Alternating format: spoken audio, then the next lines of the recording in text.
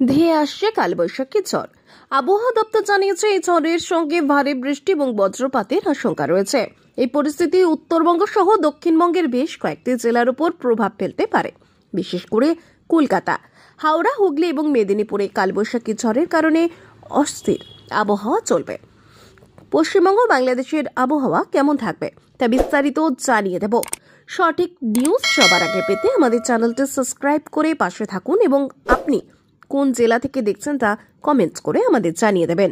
সোমবার থেকে টানা ভিজবে দক্ষিণবঙ্গ। এদিন বৃষ্টির অধিক সম্ভাবনা হুগলি, পশ্চিম মেদিনীপুর, বাঁকুড়া, পুরুলিয়া সহ দুই বর্ধমানে। বৃষ্টির পাশাপাশি 60 কিলোমিটার বেগে ঝড়ো হাওয়া বইবে। 28 এপ্রিল মূলত ভিজবে বজ্রবিদ্যুৎ সহ বৃষ্টির পাশাপাশি ঘন্টায় 40 থেকে 50 কিলোমিটার বেগে দমকা হাওয়াও বইবে সঙ্গে। এরপর মঙ্গলবার বৃষ্টির সম্ভাবনা। বৃহস্পতিবার পর্যন্ত রাজ্যের প্রায় সব জেলাতেই বৃষ্টি হতে পারে। দক্ষিণবঙ্গের এক জায়গায় কালবৈশাখী সহ শিলাবৃষ্টির সম্ভাবনাও রয়েছে। ইতিমধ্যেই সতর্কতা 4 দিন বৃষ্টির সম্ভাবনা জেলায় জেলায়। শুক্রবার থেকে আবহাওয়ার উন্নতির সম্ভাবনা। টানা বৃষ্টির জেরে আগামী 3-4 দিন অনেকটাই তাপমাত্রা কমবে দক্ষিণবঙ্গে। ফলে ভ্যাপসা গরম থেকে সাময়িক রেহাই পাবে সাধারণ মানুষজন।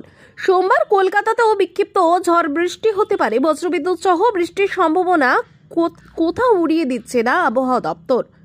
উত্তরবঙ্গে টানা বৃষ্টির সম্ভাবনা রয়েছে। সোমবার ভারী বৃষ্টি হতে পারে উত্তরবঙ্গের দার্জিলিং, জলপাইগুড়ি ও আলিপুরদুয়ার জেলায়। পাশাপাশি উত্তরবঙ্গের বাকি জেলাগুলোতেও বজ্রবিদ্যুৎ সহ বৃষ্টির সম্ভাবনা।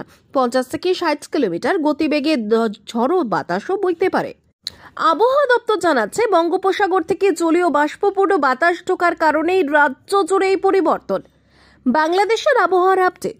বাংলাদেশের রংপুর, রাজশাহী, ঢাকা, ময়মনসিংহ, খুলনা, বরিশাল, চট্টগ্রাম এবং সিলেট বিভাগের কিছু কিছু জায়গায় আজ বজ্রবিদ্যুৎ সহ বৃষ্টি ও দমকা হাওয়া সম্ভাবনা। দিনের তাপমাত্রা 2 থেকে 3 ডিগ্রি সেলসিয়াস কমতে পারে এবং রাতের তাপমাত্রাও সামান্য কমবে।